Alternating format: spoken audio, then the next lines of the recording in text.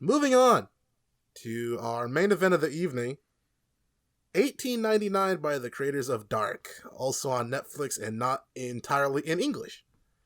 If you are going to watch this show and you haven't already, and you're listening to this first part, first off, do yourself a favor and change the audio settings. I had to do some fucked up shit to get the audio settings perfect because it was being weird with it. Really? But yeah, I had to mess with it like 3 times. Got to put English original as the audio type and then put English CC as the subtitle type instead of English dub, I think. Or something like that. It was weird. What I did was good. English original subtitles. Yeah, that's what I did. Mine was all good, so. Yeah, mine was goofy. I don't know what was up with that. Mine was on mine, it was English dub subtitles, and then no English original at all. So I had to go into the other settings to change it. If you watched it with English dub, it doesn't make sense. No, I was gonna say you're a demon. If they're talking to each other in English and someone says "I don't understand you," that doesn't make any sense.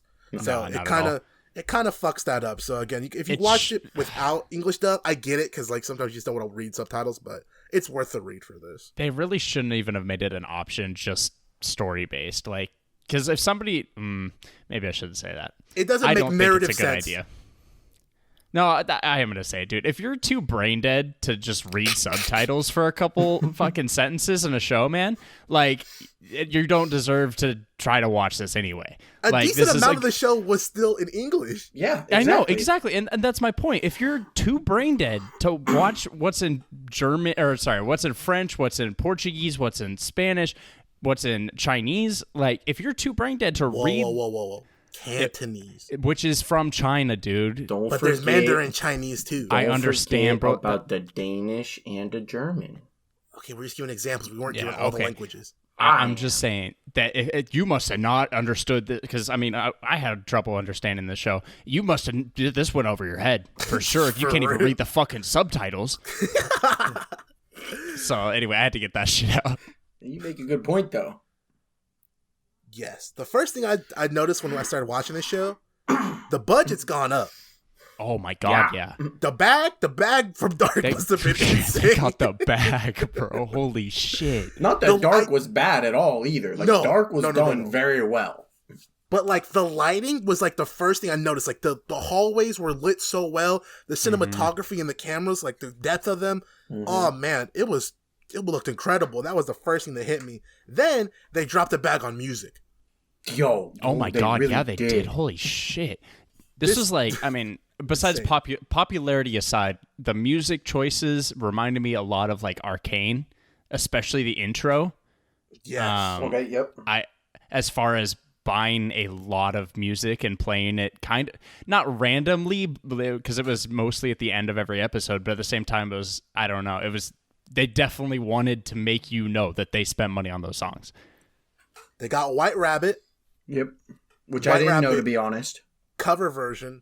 I know that because recently Bray Wyatt was doing a whole thing with, from wrestling, was doing a whole thing with White Rabbit. So that song I actually just learned about prior to this. Okay. They got, what else did they get? Don't Fear the Reaper. Don't Fear the Reaper. They got a Jimi Hendrix. Yeah, The Watchtower by Jimi Hendrix. They got Black Sabbath, The Wizard. The Wizard. They got a Cat Stevens song. All the songs were very good. Those are songs I enjoy, and if I didn't know them, I actually liked what they were playing. It was good. I actively was, pulling up Genius on my phone to find out what song those were, and they were amazing. The bag was crazy. Dude, the writers, the directors, whoever they got for these type of shows, the score and the music choices are just fantastic. Because they even had that eerie, creepy thing that they played, over and over again throughout each episode, like they did in Dark, and that shit was good, man. They got the same guy they used for Dark for the music for this. Oh, that makes sense, man. Yeah, keep that guy, bro.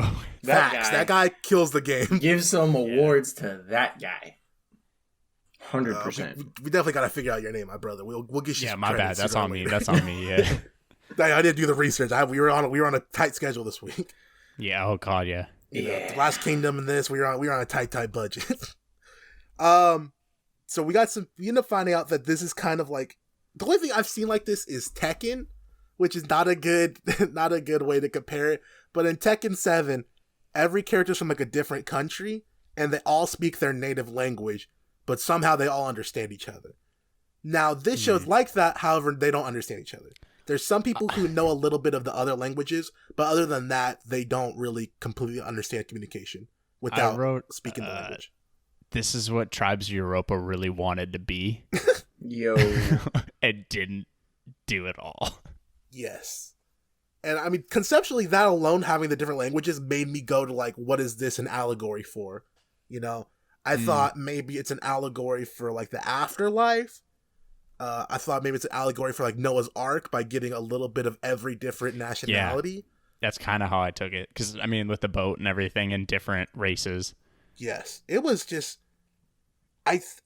This show in general was a little bit different. Like, this isn't dark. It was. But also, this is only season 1. And so, we had the luxury of having dark. We had all of it out already. So, we got the full story as we were there. Versus this, we're going to have to pick it up slowly over time. I think they said they have plans for 2 more seasons. Wow. They seem like they like to do the trilogy thing. Well, at least there has to be a season awesome, 2. dude. And it's awesome that they do that too, because they wrap up the fucking story and they don't just whitewash it. Yeah. Like No, they don't bleach that shit hard. By the way, oversaturation. Yes. Real fast, I will give the credit now that I have it. The dude's name is Ben Frost. Shout out it Ben. is. Yeah, I do remember that actually. Shout out Benjamin Frostflakes. He was born in Australia and then he Okay. lives in Iceland. That's sick. No wonder this. Shout out him. He probably knows the Hemsworth brothers. Yeah, probably. But yeah, this was definitely... If I had to give an analogy to people who have seen both, it would make sense. 1899 is too dark as Us is to Get Out, is what I would say. Fair. The original, if you've seen Get Out, you would know that just looking at it at face value, that's a quality movie. Like, that's a 9 out of 10 movie. Yeah, absolutely. And then you start to dig, and then you see the symbolism and what's an allegory for, and you're like, oh, that's a 10 now. Dark is the same shit, where like you watch Dark, you don't even need to understand or look any deeper than the actual plot, and you're like, this shit's a fucking 10, you know? Yeah. And then you start to dig and see the symbols, and you're like, oh, this is fucking elite. Where with Us, there was contention over it because the overarching plot was a little confusing because it was so closely tied into the overarching theme and allegory for it, right? And I feel like this show's the same, where there's a lot going on and the initial main plot might not capture you as strong because that plot's so directly tied to the thematics of the show. I would agree that with makes sense. I like that description of it. Yeah. We can kind of get on our bag, okay? We're called the Binge Boys, but don't be afraid of us. We did English class. I heard a couple people complaining about this because I was reading a couple reviews just after I was done seeing what people were thinking about it, and I saw one, and it was comparing it to Dark, of course, because I mean, nothing's gonna touch Dark. Like, let's be honest, but they were like, at least in Dark, everything wrapped up, and I went, "There's 2 more seasons of this potentially." Like, and somebody comments on that. They're like, dude, like, this isn't close to over. And they're like, yeah, but in Dark, after the first season, all the plot lines were wrapped up. And I went, huh? I was like, what do you mean? Remember, we had a discussion off pod about that you guys don't keep your notes, and I do. Yeah. I went back to my Dark notes after I finished the season. And I checked where I was at with the end of Dark season 1 versus this. We were in the same similar spots to where it was like, what the fuck is going on? Bro, because we're flinging monkey shit all episode, bro. Yeah, and that's I have my notes probably still. what I'm going to do here.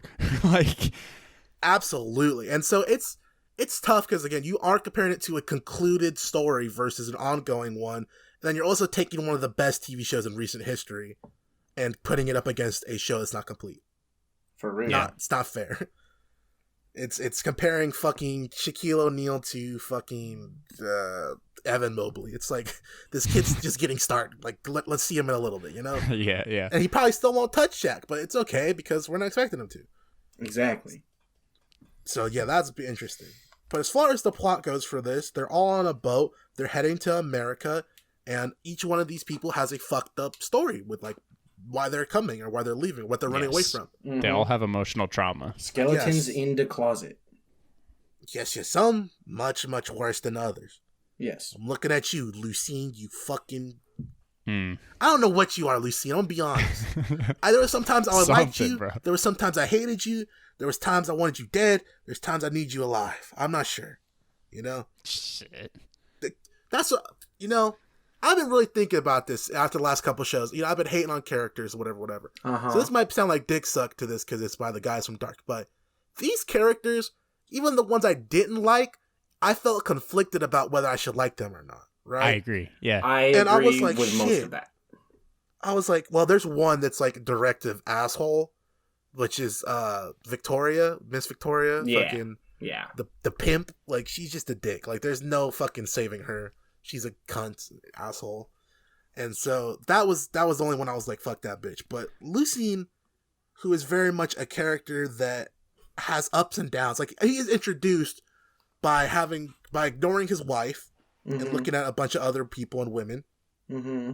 Then you get the scene with him fucking his wife, but it's like, it's that thing that you see in TV shows where it's like, obviously she's not enjoying it, and it almost feels like borderline rape, right? Yeah. Yeah. And then he, you know, she's done. It's like, maybe she just fucking lie there, and he says that to her. I'm like, oh, you're a fucking dick. Yeah, that was crazy. You know, I hated him. And then you find out, like, oh, it's just because I can never be what I wanted to be. Right. And I have these seizures and shit. And I'm like, oh man, fuck. And he does love her, but she doesn't love him. Yeah. Because, you know, she was like an arranged marriage thing. I was like, okay, I can kind of feel you, man. And then his storyline develops, and now I'm like, I don't know what the fuck to feel about him. I really don't. Like, I'm just like, I can't tell if I hate you or I like you. I mean, on the contrary to that too, it's you really can't like a lot of characters in the show either. Like, there's only probably 2 characters I can say in somewhat confidence that I actually liked, like, as far as the good guy plotline. Like, all these characters had depth and are likable to that extent. It was just not likable as to, I can root for this character. And those 2 characters, I think, are Daniel. I thought Daniel was really good, and he's actively trying to stop the loop. And Jerome. Jerome. Yep. Jerome was A1 since day one. Yeah, that dude, absolutely. As soon as he was on screen, I loved Jerome. I also liked Oleg. Oleg was solid. Oleg He was okay. He was gone for a while. Yeah, he didn't get enough screen time, sadly. Which is tough. But with Jerome, bro, in episode 2, he was fighting everybody, bro. He had the hands. I mean, they finally took him down, but he ran former through soldier. About 5, 6 he was giving him hands ready to eat for everyone. Bro, Jerome was that guy. Absolutely. I love Jerome's character arc. I loved what he represented. It was awesome. I also, personally, I was a fan of them bringing back Big Jonas. Dude, okay, not Big Jonas, Medium Jonas. Medium Jonas. Jonas, yeah. I wrote down in my notes Medium Jonas because Tiny Jonas, You're which right. is, you know, raincoat Jonas, Medium Jonas, which is adult, not fucking abnormality Jonas, and then Big Jonas, who's the fucking demon, burnt face looking motherfucker, blob from the X-Men looking ass. No, you make a good point. So Medium Jonas was back. I thought he Ike? was good. I think his name is Ike. No, yes. It's Andreas. But I'm just going to call him Medium Jonas. I think it's Andreas Pikisman or something like that. What? I looked it up. Yeah. They call him Ike. I'm pretty sure. Yeah. Oh, in the show, his name's Ike. I thought you meant the actor. No. His character was Ike. Yeah, his character, his actor name's Andreas. People are going crazy with that shit too because it's EYK, and people are like, bro, if you rearrange those, it spells key. I'm like, come on, dude. Nah. Hold on. I'm kind of with them on this one. I'll explain later. But it does make sense. It does make sense, but I'm like, come on, dude. Man, it's kind of fucked up. I enjoyed, I think, just seeing the different characters' traumas and their like growth and the way they were dealing with it more than I think the main plot. Yeah, I would agree. Okay, I see what you're saying with that. The main plot right now is just too jumbled. I don't know what's going on. But they're very good at that. These guys do that on purpose, and they're very good at it. Oh, 100%. And that's why it's hard to grade, which, I mean, it's going to be hard to grade this. I mean, we're going to have to. But it's because it is incomplete. It gets an I out of 10. But it's not done. And that's what's hard about judging the main plot line is with these, you know, side stories that we get somewhat of a start finish to them because they're in the past. Whereas, the main storyline, like, we're just now getting to, I feel like, a major plot line in episode 8, like, to the main story. Well, and so what annoys me about things that we've already mentioned, their past traumas, and other stuff, is that the end of this show confused me as to whether any of that was at all real. Any of it. Okay, well, let's not get there yet. Let's not go that deep. But I have an opinion about that I'll say for when we get to that last episode. All right, cool. So basically, all these guys, we get a different cast. I tried my hardest to write down names as they showed up. I don't have all of them. Right? I have some that I'm missing. I don't know the geisha girl. I don't know her name. The mom? No, that's the Chinese girl. The main one. I don't know her name off the top. I think it was like Li Ying. It was like Yi Ling. Yeah. I think that was it. It was one. It was for sure Li Li. And it was Li Ying. Some other ones. I almost didn't catch the non-bearded Spanish dude's name, but I did. It's Angel. Angel, yeah. Yeah. And Ramiro. Yeah, that was great. I like Ramiro freaky, bro. They all freaky. Ramiro attacked that dude, bro. What was that, like the second episode? Yes. I was like, oh yeah, Ramiro's just chilling. Then he just attacked that dude with gay pride, and I was like, oh my goodness. One of the biggest themes of this show is sex. Mm-hmm. It very like much not just like as far as like, I don't hate to do this. We just watched Last Kingdom, right? And I felt like they kept showing sex scenes in Last Kingdom. I felt they were almost unnecessary. I felt like the sex scenes in this all told us something, right? I won't agree that all of them did, but I will say that more of them did. Which one do you felt? I would say which one? Which one? It was the one that kicked off episode 7. Especially. I don't remember that one, especially. What was that? The one with Mara and Daniel? Yes. That purpose. No, was that makes sense. They explained that actually in that episode or the next one where they said, your mind won't remember it, but your body will. And so when they hugged, she was reminded of that. And in episode 6, she finds out that they were married. Yes. So like the next episode chronologically, it makes sense. Okay, but I didn't need a flashback of them banging just to then talk. But they could have the future. They could have had the intellectual talk without the sex first.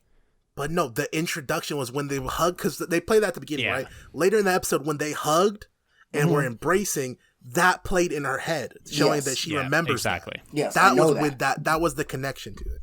So that was the purpose. I get it. I'm saying they could have done it a little differently and not made it a whole sex scene. It wasn't that. It wasn't. First off, that wasn't even the most graphic crazy of the season. No, it was and not. it wasn't that bad. I'm not saying. It was like 5 I'm saying seconds. I didn't think it was necessary. Debatable. I don't think anything's necessary, but I think that's the way they chose to do their their plot description. True.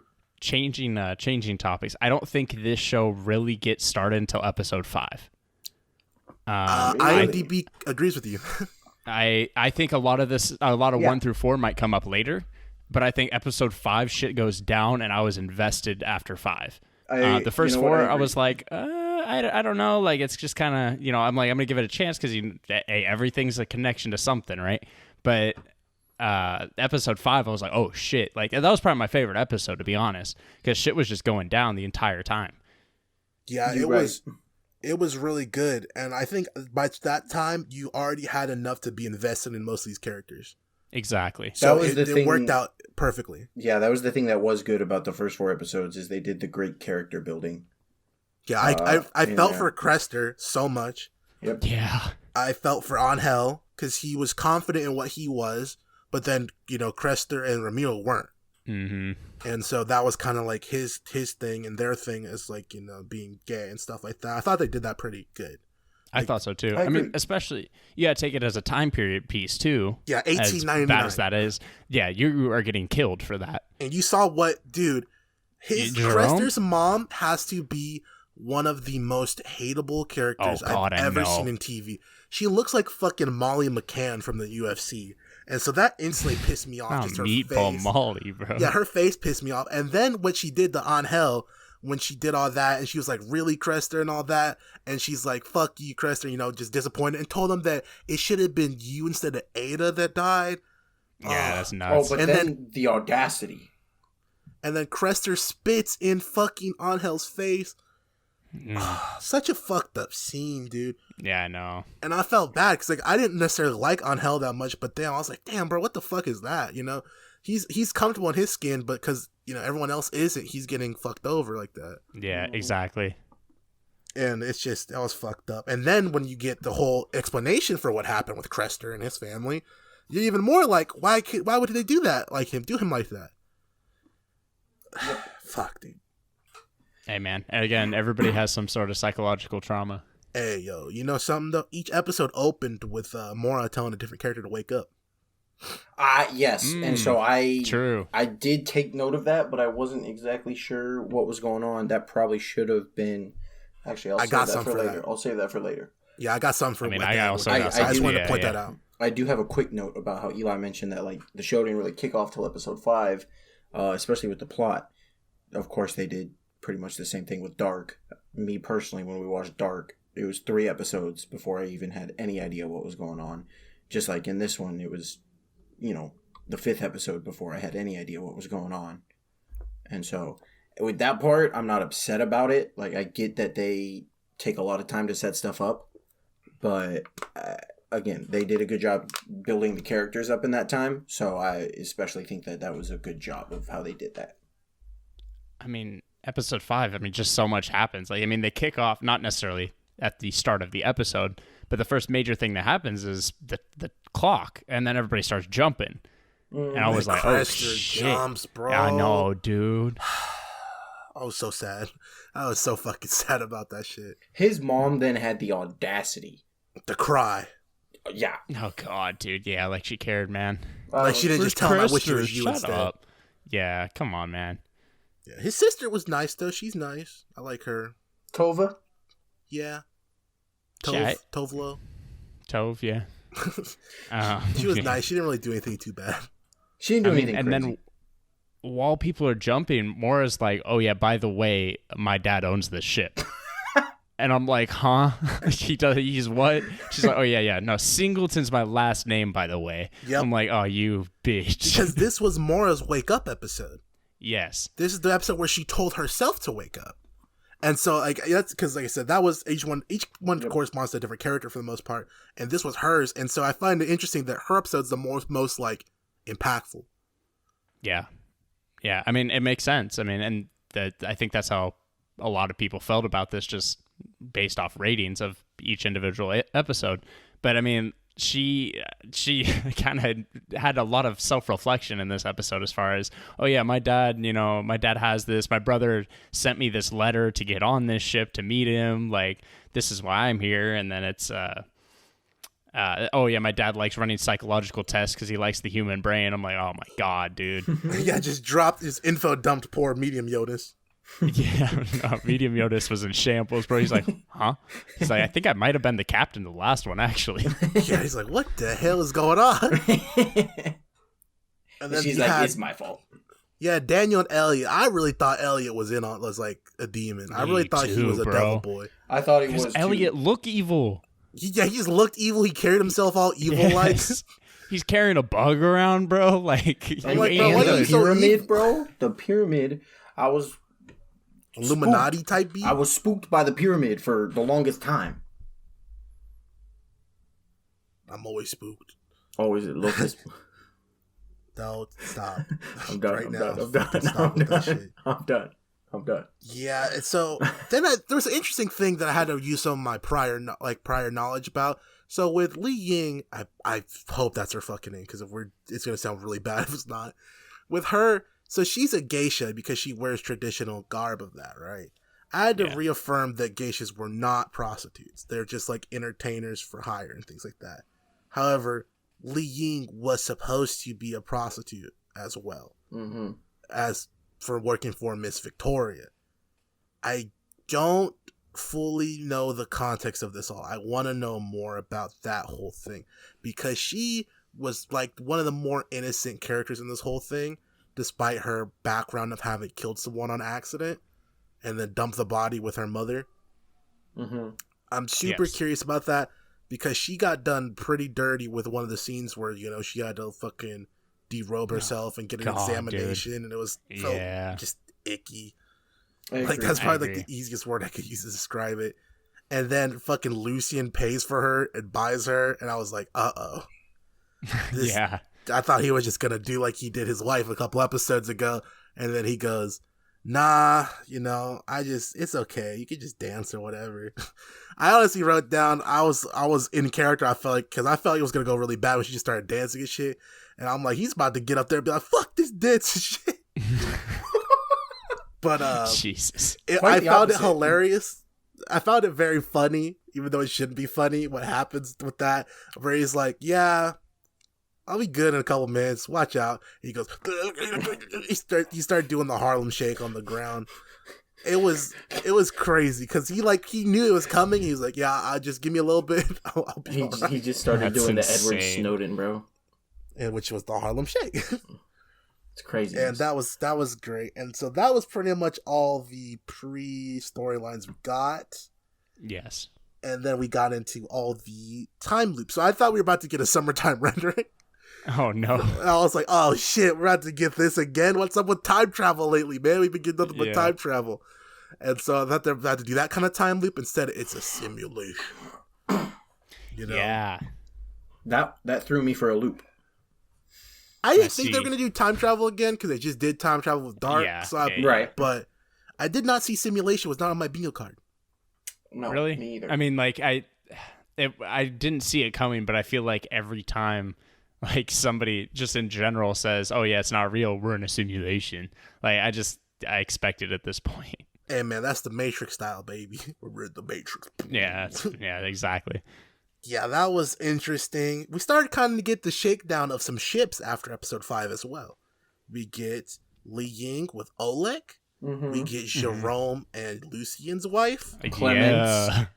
Yeah, because he was about to steal his girl. Bro, he was dirty macking hard. No, hey, yo, first off, don't disrespect a young black brother in this game, okay? Second off, Lucien was dirty macking by buying his wife. Absolutely. Third off, he was already with Lucien's already dirty in general because of the fucking war thing he pulled with Jerome. It's true. They were boys. They were in the trenches. Then Jerome's like, sorry, you're a fucking slave now, black man. And I'm like, what the fuck, Lucien?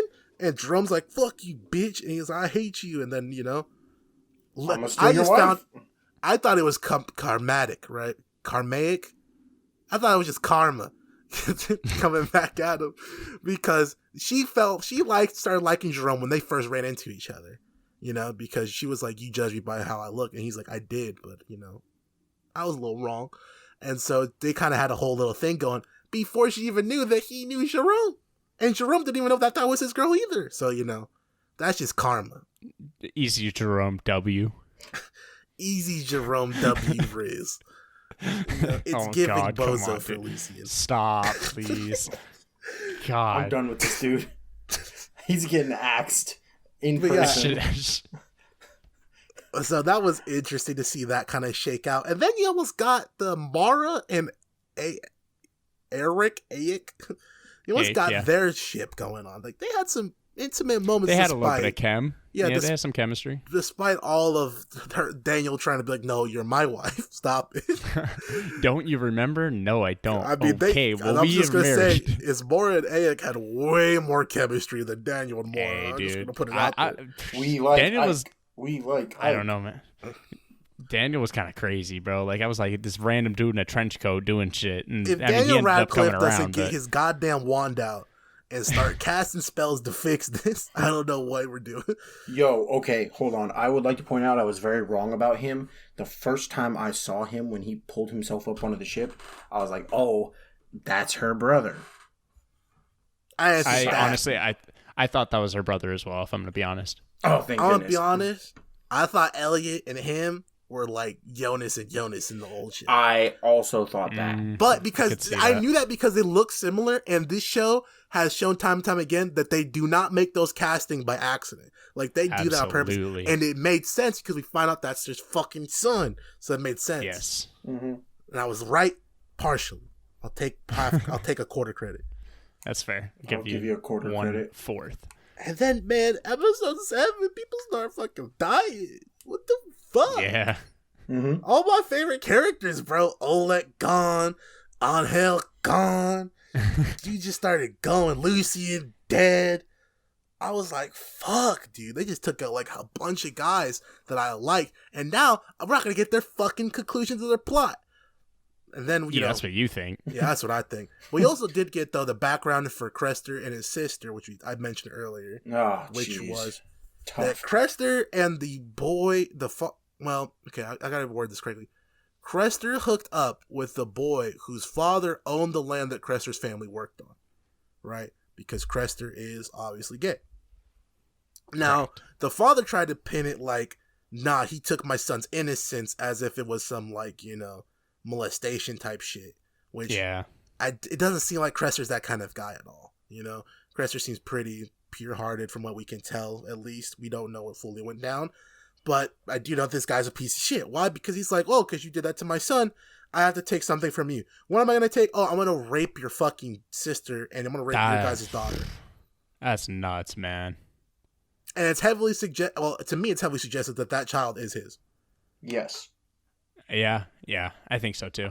And so that was a fucked up scene. And then you see that she killed him for that, which was good. Yeah. Good. She defended herself even though, because Crester couldn't, because he was shot in the fucking face.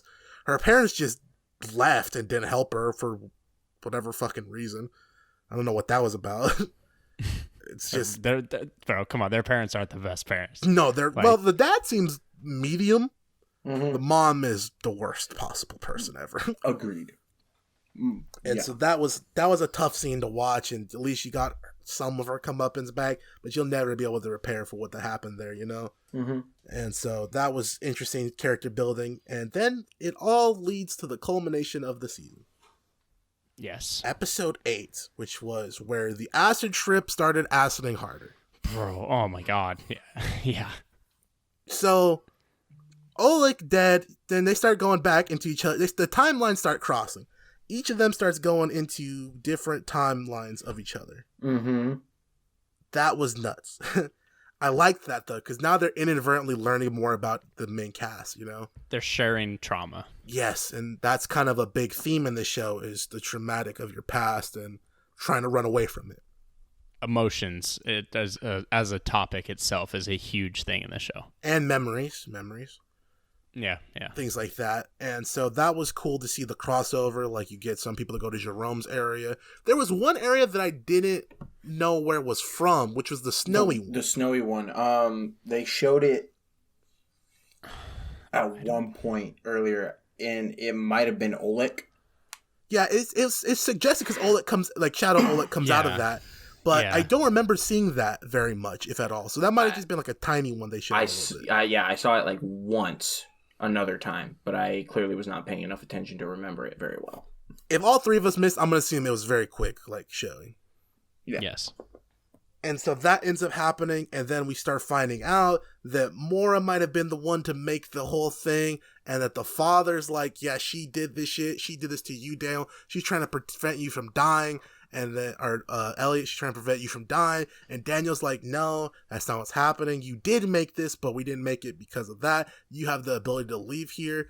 And then he ended up getting the thing to leave.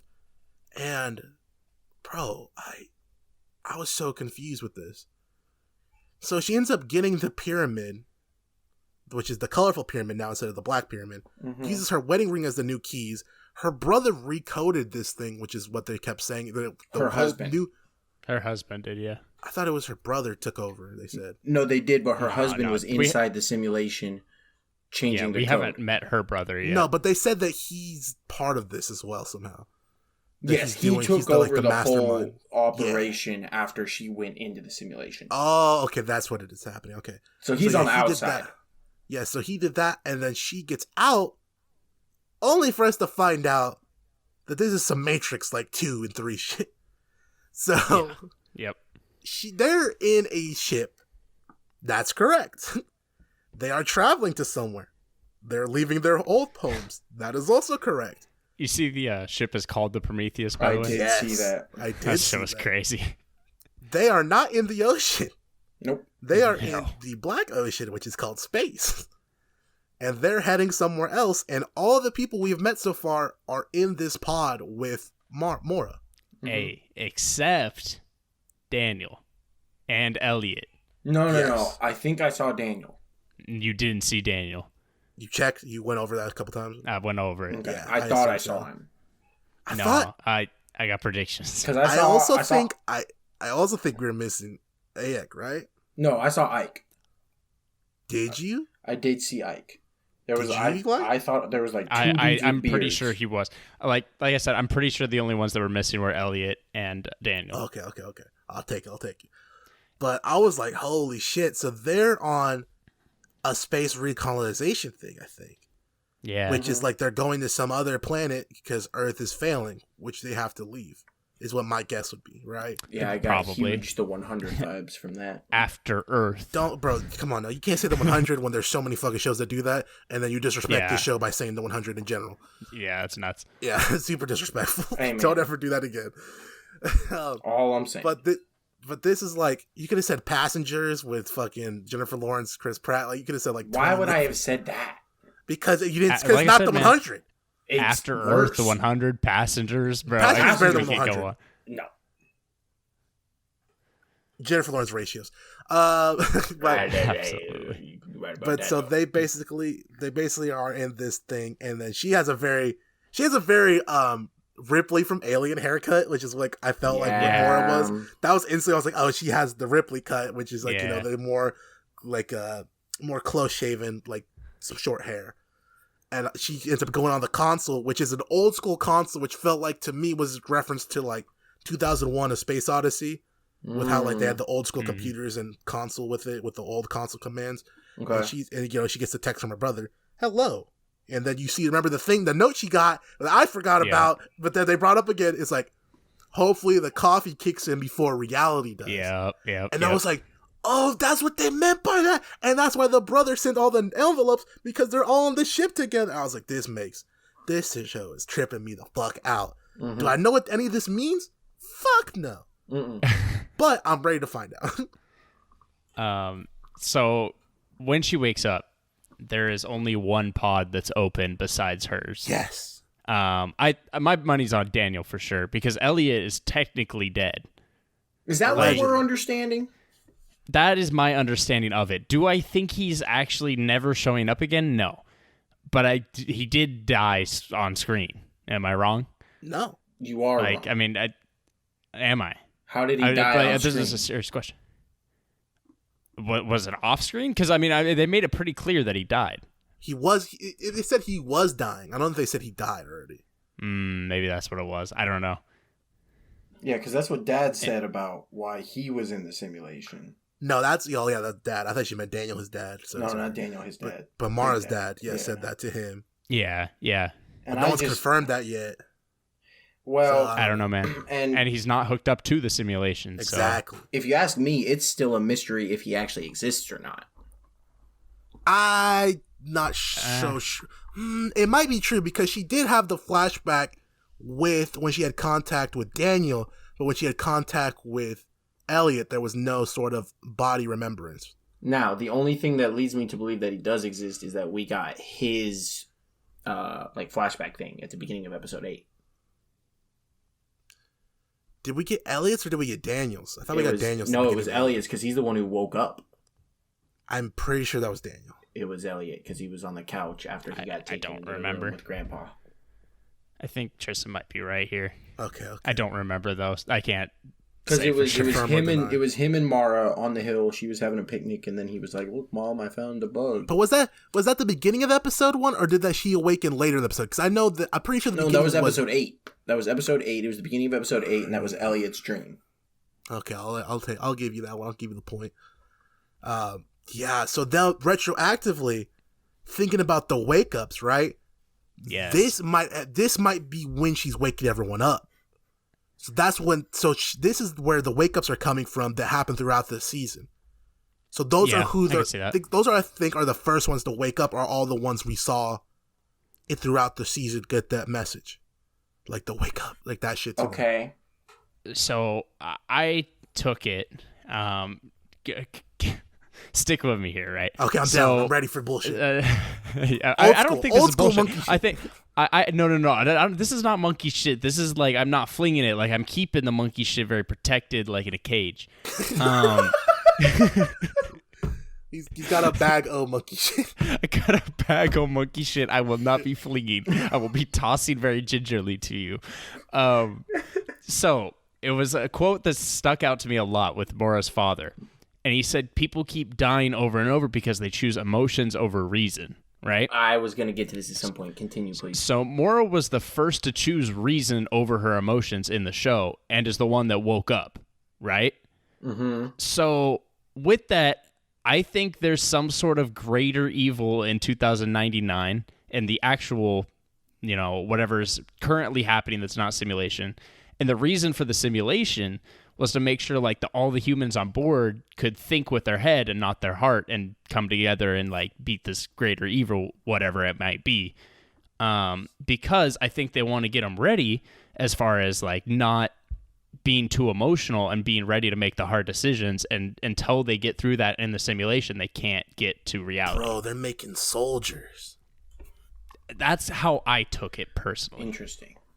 I like it. That's a good theory. That's better than anything I got. Okay, I got a couple things real fast. Not so much theories at the moment, but that was one thing that annoyed me a little bit with like we went through losing the characters. And I was like, okay. And then, but like, they were like, oh, it's a simulation. I was like, okay, whatever. So it's not totally real. Fine. But then when he went, they've been making the same choices every time we run through this simulation. I was like, wait a second. That's what got to me. Cause it's like, how do you, like they ran the same simulation, but then they made all the same choices. And then they're mad that they're making the same choices. But if all they do is make them forget every time, then why would they make any different choices? It's the first time over and over again for everyone. Because Daniel and Elliot remember. That's the only difference. It is. And so I'm curious about how that works. I don't know. There's a lot of unanswered questions. Like, Mora is the one running the simulation. Like, you guys caught that, right? Yeah. Okay. I'm just making sure we're on the same page. So, and she's the one that made sure that she forgot everything. Mm-hmm. Yes. So I'm trying to remember, or I'm not remember, but I'm trying to figure out why she did that. Because that is not like answered at all. And her dad is the one that wants to repeat the simulation over and over again, whereas Daniel's trying to stop it. And Mora in the show, or in the simulation, is also trying to stop it. All right. So all right.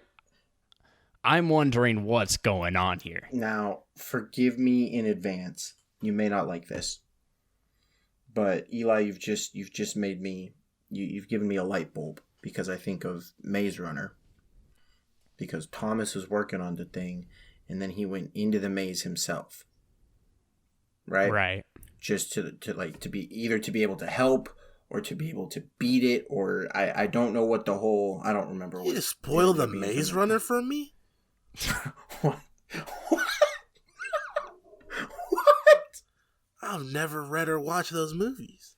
That's on you, buddy. Bro, I can't. No, that's on you, Tristan. Are you kidding me? There's a lot that's too early to spoil, bro. It's only been like 8 years. But so here's my next question, right? Mara woke up, and it is 2099.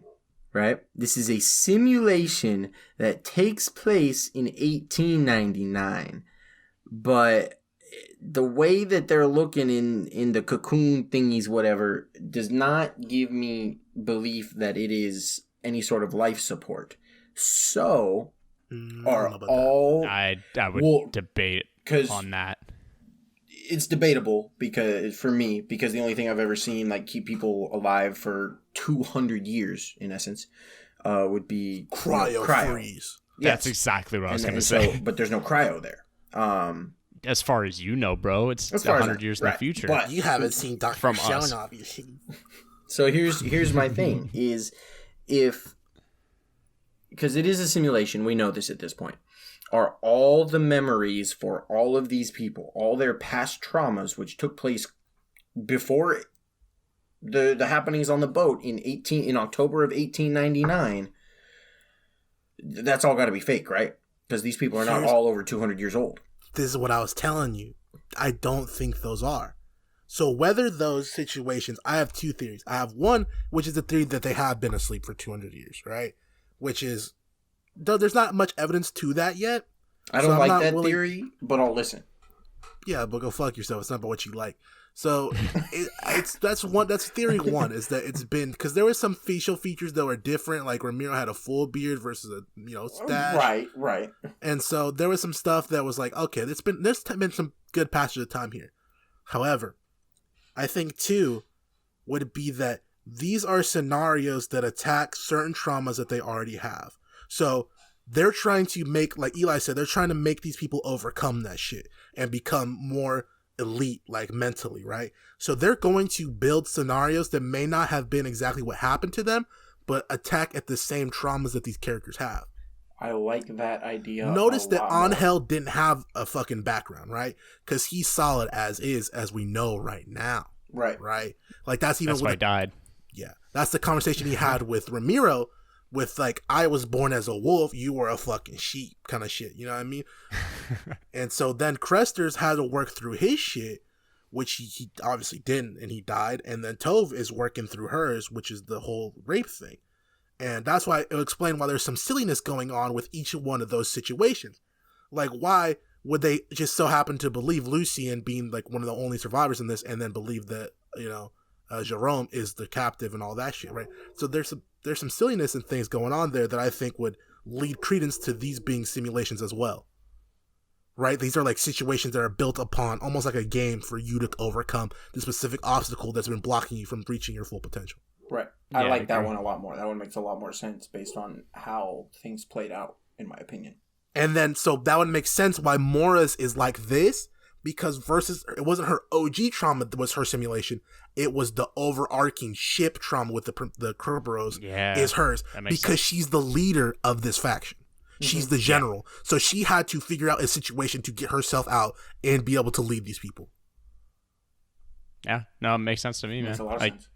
That's kind of what I was running with as well. So that to touch on that by you, I mean, it makes a lot more sense, you talking about it as well. Yeah, man. This is good shit. I'll say that much. Like, I miss being able to think with our brains, because we haven't really got a show that's really thrown us like this for a minute.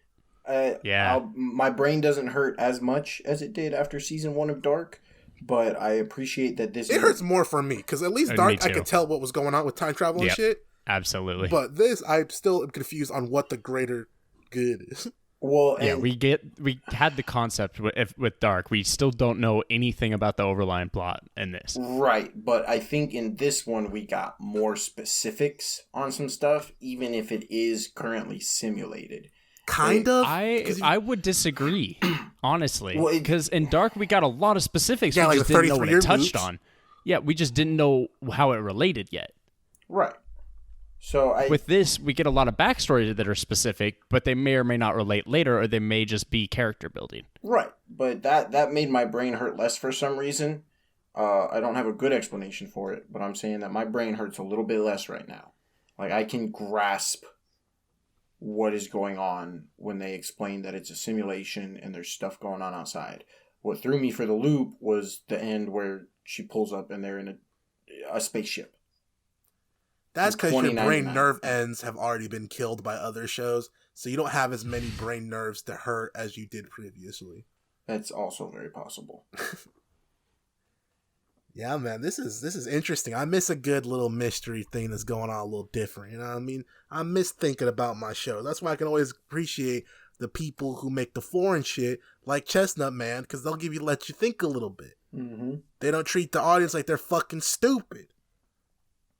It makes me really, really want to watch Dark for the first time again. Oh my gosh. I really can't. I want to forget everything about Dark and just watch it again. I'm getting to the point where I'm starting to forget a lot of the specifics about Dark. I only remember certain beats, and I'm like, I'm getting close to being able to watch it again. Dude. Watching this makes me want to watch it again. I agree with you on that, Eli. Dark. If you watch this and haven't watched Dark, please go check that out. Like it literally cures depression. Like I'm not kidding.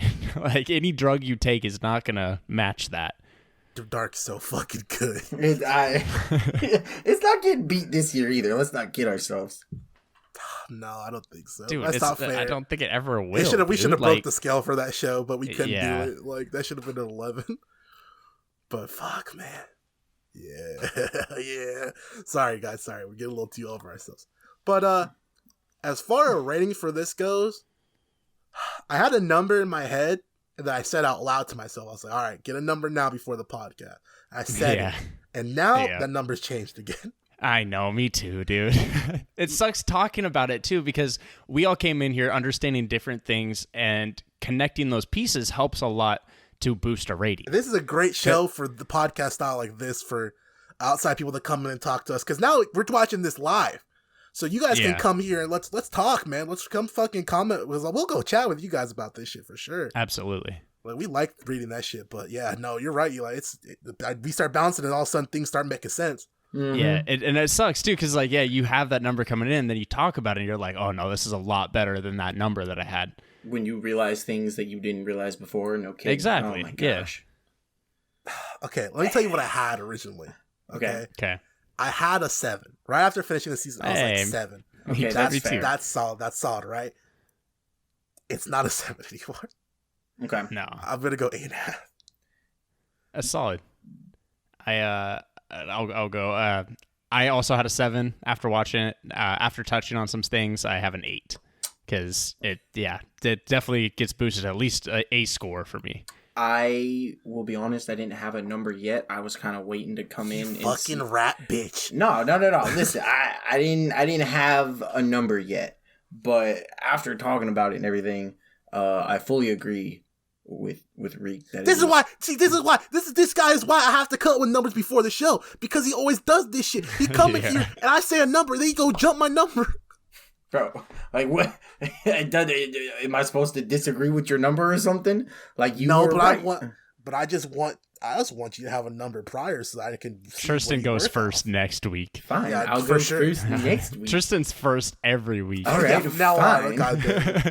And then I'm gonna get yelled at for stealing your number before you say it. No, because then you won't know. I don't think so. Because I'm gonna change mine. Yeah, what's your number? What's your number? Hey, what's your number? What's your number? If I think I liked it a little bit more, I'll boost up a half. If I think I disliked it a little more, I'll boost it down a half. So what's your number? Because I screamed at you before you said. Yeah, I know, 8.5. All right, stole my whole shit word for word, bar for bar. Now this whole show is going to end up at 10, and you guys are going to be like, wow, you gave it a lower score season 1, Eli. You're not a true diehard like me. I have to go back and listen to the Dark, because I don't remember what we ended with Dark. I'm pretty sure Dark closed at like a 9 for season 1, I want to say. I think remember. You gave it higher than us. I don't remember that. I think I closed it at 9 for Dark season 1 or something like that, because that whole Mickle thing, no spoilers, that shit shook me to my fucking core. That's a fact, dude. I remember. Like I said, I remember the moment I was like, "Dark is that shit." I was in the kitchen, bro. I was cooking up some food in the kitchen. I had it on the big screen. You know what I mean? Over here, I was watching it on this. They said blah blah blah. I said what? I turned on. I fucking put my pan down for a second. I looked at. I was like, "Oh my lord." Good times, bro. Good times, man. Yeah, this is recommend. Big thumbs up. Please watch. This will get the 8. This will get the 8 and the 8.5, but it will also get the gold star we keep talking about of watch this. Oh, 100%. Yes. You must watch this and watch Dark. Unless you're dumb, and then it might not be for you. And we hate you anyways. That's okay. It's okay if you can admit it. That's okay.